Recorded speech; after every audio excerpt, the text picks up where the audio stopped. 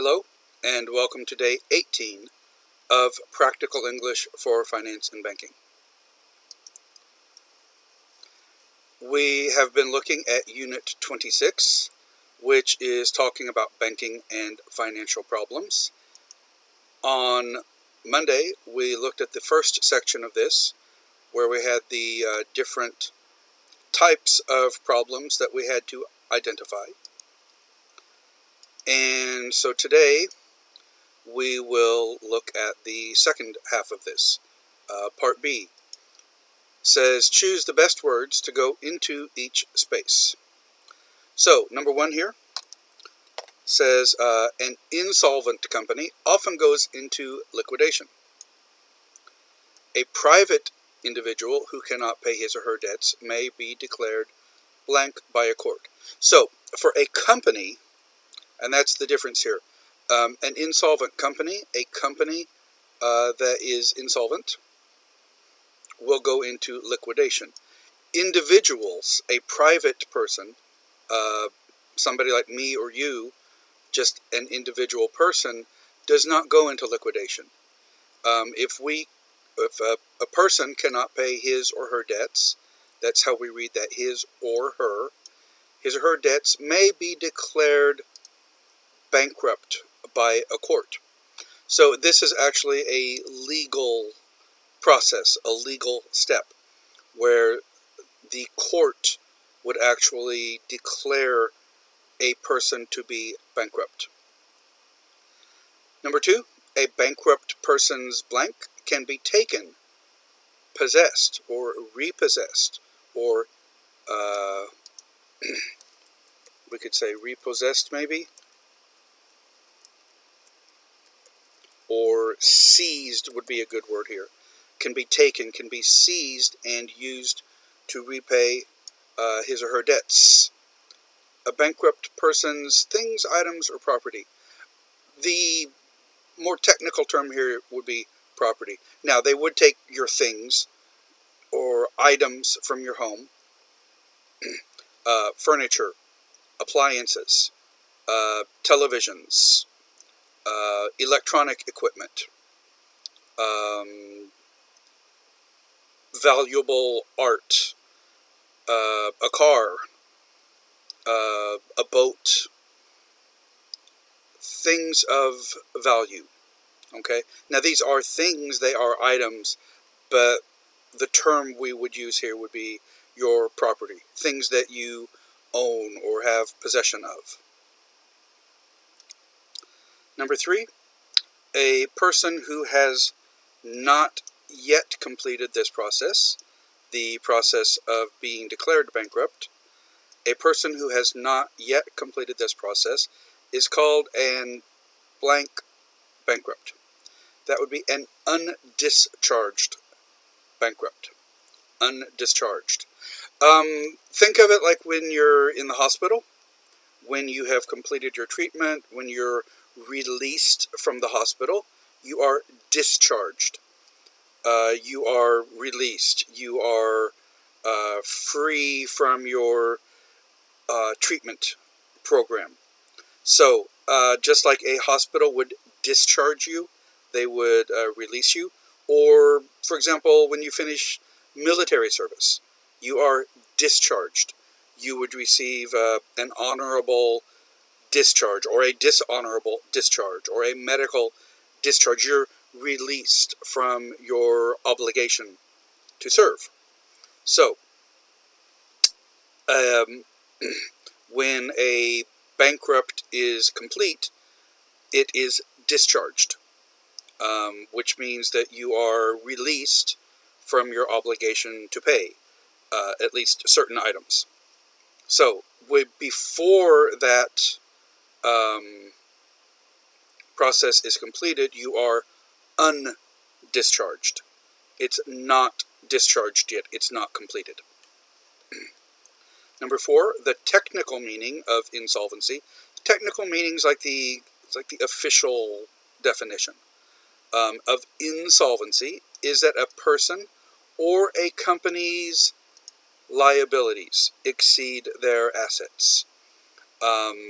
their liabilities, their debts, the things that they owe are greater than exceed their assets. And assets here is not just cash, but also property, meaning real estate, homes, businesses, factories, property, land property, real estate, and also machinery, equipment, vehicles, inventory. All of that would be considered assets. Number 5, when a limited company becomes insolvent, it is likely to go into blank. So what is a limited company? Well, if you look at the bottom of your page, it says a limited company is a company whose members have only limited liability for that company's debts. In other words, if the company cannot pay its debts, the members of the company don't have to pay the debts out of their own pockets. So it's kind of a protection for the owners of the company, or the members of this company. And you see that little star there. I should have pointed that out. That little star symbol. Oh, it's not going to let me just type that, is it? That little star symbol is called an asterisk. Okay. We don't call it a star normally. It's an asterisk. And if you look at the bottom of the page down here, I don't have it in my slide right now, it will show you that definition that I just read. This is a little infographic that shows the difference here between an incorporated company, a corporation, versus a limited liability company. So in the UK, they just use that term, a limited company. In the US, we would use this limited liability company, would be the more common term. So incorporation, and we abbreviate that with Inc. INC period, is the forming of a new corporation. And a corporation is a corporation being a legal entity, a legal thing. An entity is like an individual, a person, a thing, a being that is effectively recognized as a person under the law. And this would be used for large entities. A limited liability company, which we abbreviate with LLC, is a flexible form of enterprise that mixes, combines elements of partnership and corporate structures. And this is usually for smaller businesses with few shareholders. And if I go to the bottom of this infographic, just for naming purposes, the regulation of the name for a company that has been incorporated, they add Inc. is added at the end of the name. And in the US, it differs, it varies by state, but mostly LLC or with periods is added. And this is a pretty large infographic. I'm not going to go through the entire thing, but I will send this to you if you're interested in learning more about those. So back to the question here, number 5, when a limited company becomes insolvent, it is likely to go into liquidation. And remember, liquidation is basically when they try to convert the assets, the land property, real estate, factories, office space, office equipment, computers, photocopiers, machinery, factory machinery, inventory, vehicles. They liquidate those things and turn them into cash so they can pay their debts. Number 6, the person responsible for winding up a company. If you wind something up, In this case, to wind up a meeting, to wind up a company, means to close it, to finish it. If you wind up the semester, that means you do the final reports and the presentations, you calculate the grades, you wind it up, you finish everything.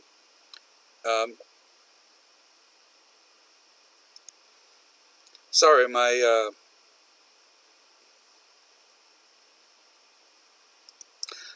my video on Zoom there decided to close itself and restart for some reason.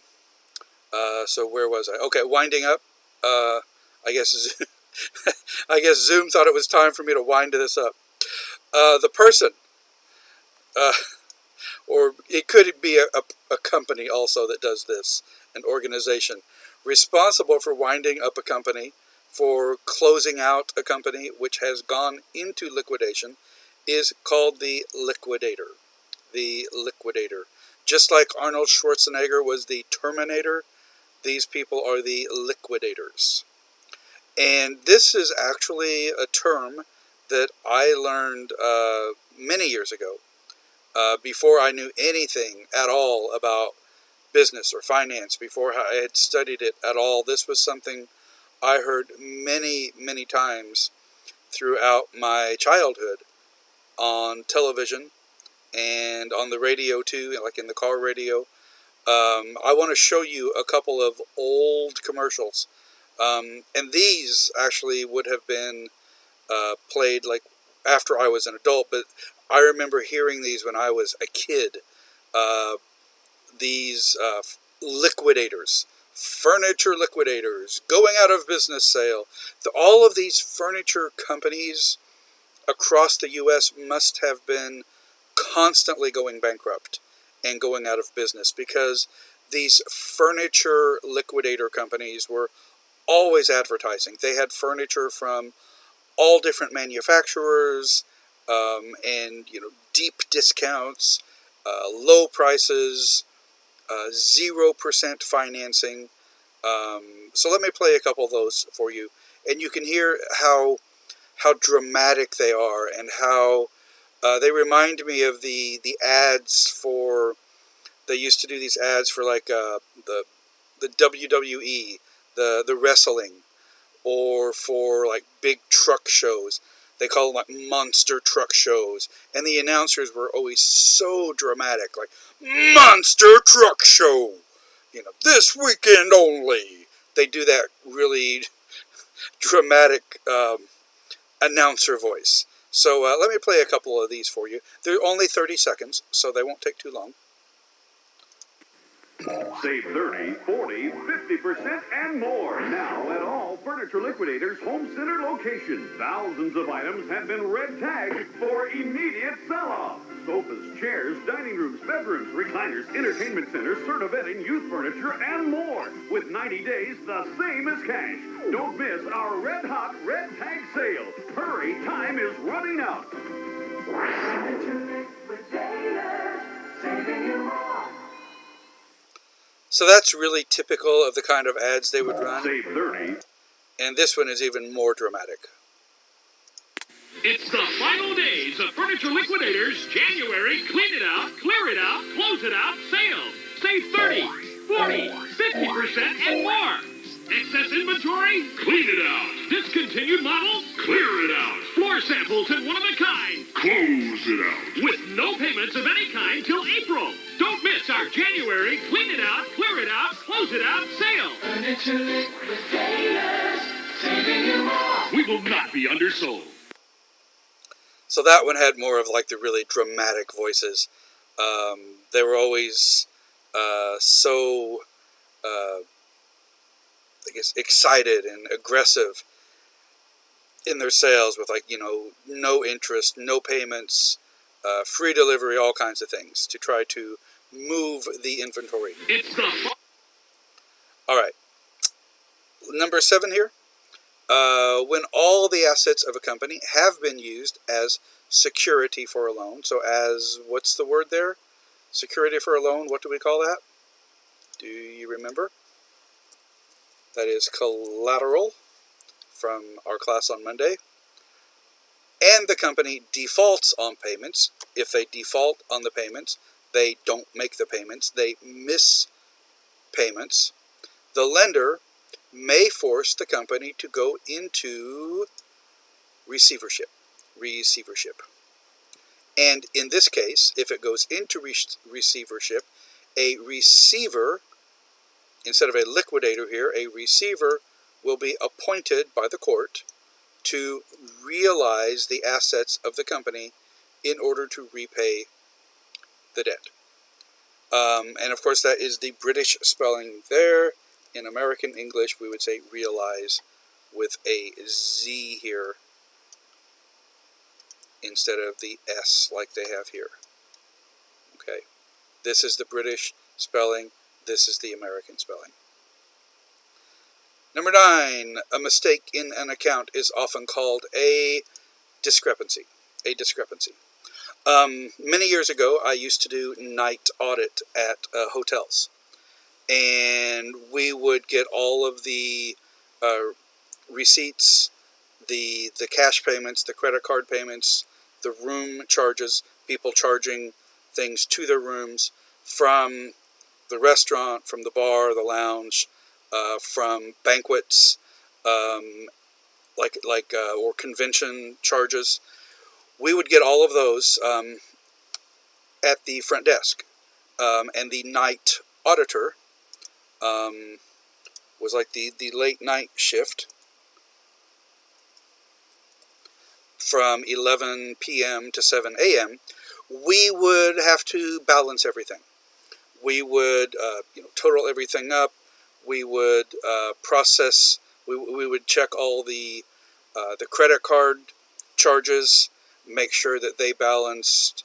If something was $20 charge, we had to make sure there was a $20 payment, either to a room or a credit card or some sort of account with a company.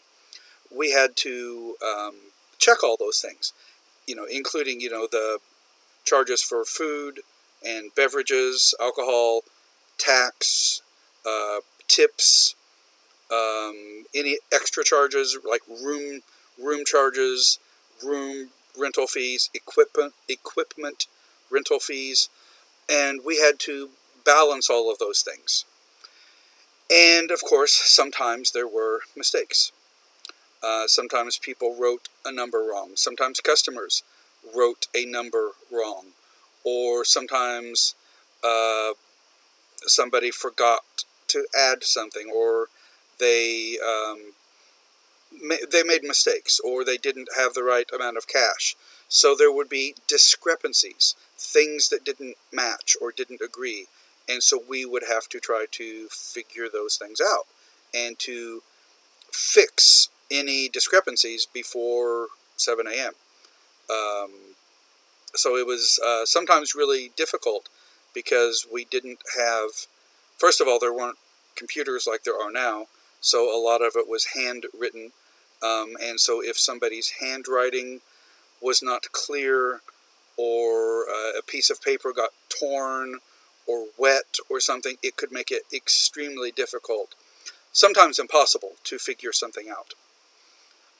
Discrepancy is also used for when things don't match.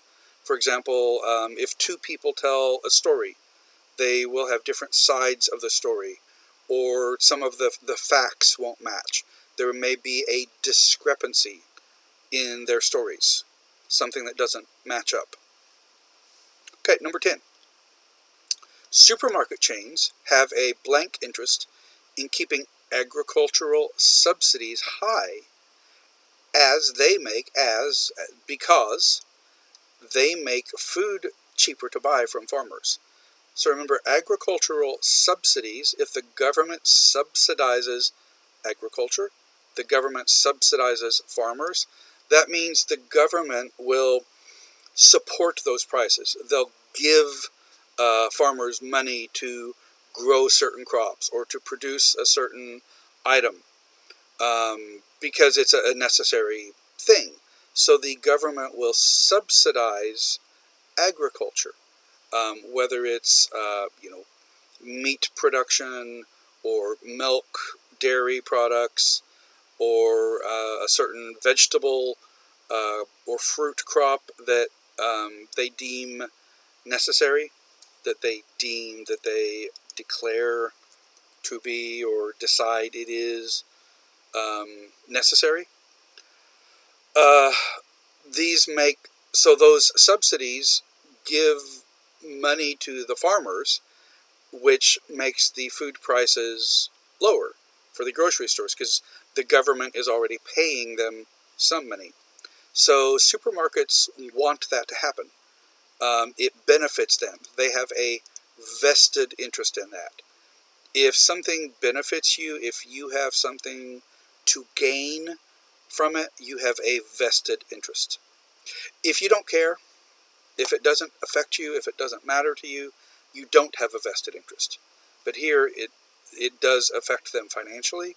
They have a vested interest. Number 11, a force majeure is a blank event, such as a strike, a riot, or a natural disaster, or a global pandemic. Would also fall into this now. We're experiencing that right now, which prevents a contract from being what? So a force majeure is unseen means nobody sees it. Unforeseen means you couldn't predict it. Nobody could see it into the future. And nobody can truly see the future, but this was something that cannot be predicted, like a strike, a riot, a natural disaster, a global health pandemic. Such as a strike, a riot, and a natural disaster, which prevents a contract from being fulfilled. Fulfilled is completed. If you fulfill your obligations, you do everything you were supposed to do under that contract. Another term for this you'll often see, at least in the U.S., they will talk about acts of God in contracts, which again would be like natural disasters. Fire, flood, earthquake, volcanic eruption, those are acts of God, which basically means, hey, if this happens, we're not responsible. If this happens, even though we did not fulfill the contract, you cannot penalize us. We're excused. So like late fees or additional charges or cancellation fees, in the case of some major event, you're released from your obligation in the contract. Number 12, many contracts contain a force majeure clause to cover this situation. A clause would be a section of the contract, an item on the contract that would talk about that would deal with that situation, that would list the conditions or the terms of what would actually happen. Okay, would there be some sort of like extension of the time to fulfill the contract, or time to reschedule something? And this is being used a lot these days with, for example, the Tokyo Olympics being postponed for a year. A lot of contracts, suppliers, hotels, transportation companies are greatly affected by that. But I'm sure they have clauses in their contracts to deal with that. Broadcasting companies, tour companies, ticket sales, food suppliers, all are dealing with that. And the same thing will happen. It is happening now with like tour companies, travel, sports, concerts being canceled or rescheduled. All of those have these, they should have some sort of force majeure contract. or clause in the contract to deal with those types of situations. Okay, that is it for this section. So remember, on the first page of this, on Monday, we talked about the financial problems, and there's this whole list here: capital flight, conflict of interest, credit card cloning, and so on. All of these things. These are the topics, like I mentioned, that you will be choosing from for your presentations. Okay? And of course, there are other topics, other banking, financial problems. There are all sorts of different types, for example, of fraud, like insurance fraud, real estate fraud, forgery. There's art forgery, check forgery, currency, counterfeiting. There's things like tax evasion. What are some others I have on here? There's things with like foreclosure, like home foreclosures during like military, when like soldiers are deployed. Can their homes be foreclosed on? There's been some problems with that. Right now, with this global pandemic, there are special considerations, special arrangements for people's homes being foreclosed on, or eviction notices. We talked about eviction before. That was in that, came up in that video, the bills video. Eviction being like kicked out of your home, forced to move out. So there's a lot of different variations you could do on some of these. I'm thinking for these presentations, doing them, I'm going to give you some flexibility here. I know that you're in different locations, you're in different places. In my other classes, most students actually wanted to work in a group on their last presentations. And that's what I would lean towards that in this. Groups of 2, I think, would be really good, depending on your topic. If you've got kind of a bigger topic, maybe a group of 3. But I realize some of you may feel more comfortable. You want to do a presentation all by yourself. And I will give you that flexibility. So if you want to work alone, if you want to work in pairs, or a group of 3. I don't want to go above 3 people for this class, not for these presentations. The time on these, let's say for each person in your group, say 5 or 6 minutes, to define what the issue is, what the problem, or what the topic is, to define it, to explain it clearly, to give us a little historical background on it, and as well as some recent or current application of that, or event of that, how it's affecting companies or businesses or individuals now. So, and you want to, and these, I think, will do recorded presentations. You'll record it and upload it to YouTube, and then everybody will watch those. Instead of having a class on that day, everybody will watch the other videos. And that will probably take like a week, like 2 classes to do that. So, for example, if we have 12 different videos, you'll have like Monday and Thursday to watch all of them, because that will take more than an hour. Okay? So, because those videos would be, 10 to 15 minutes each, probably. Okay? So, those will be, you'll be doing those presentations next month. I'm looking at June 15th, which is a Monday, so that day they would be due, and you'll have like that week to watch them.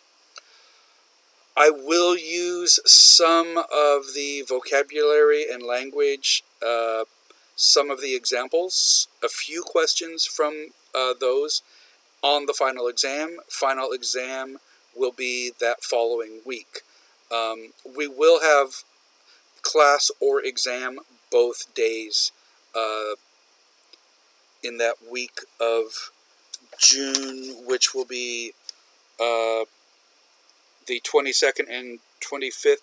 We will have class and or exam both days.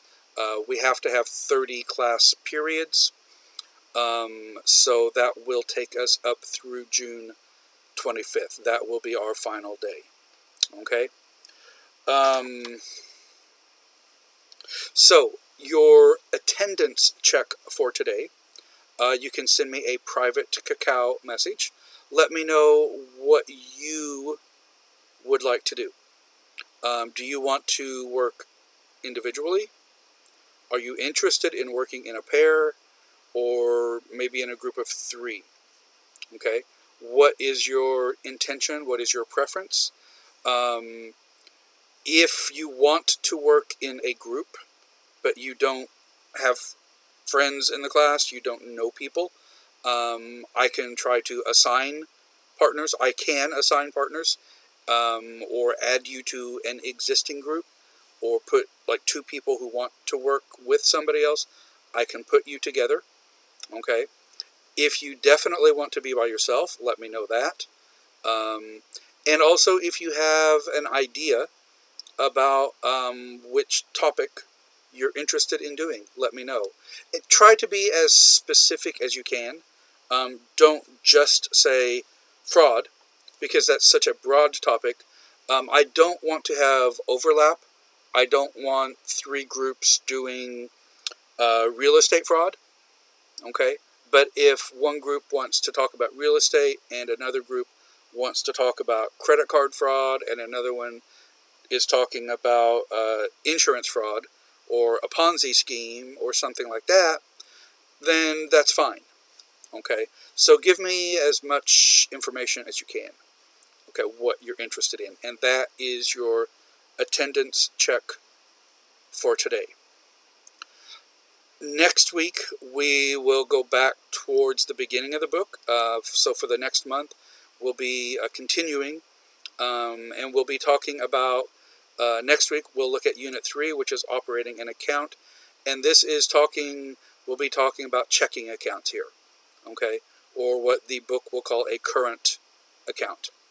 And we'll be looking at how to write checks, how to make deposits, and we'll also be looking at traveler's checks in here.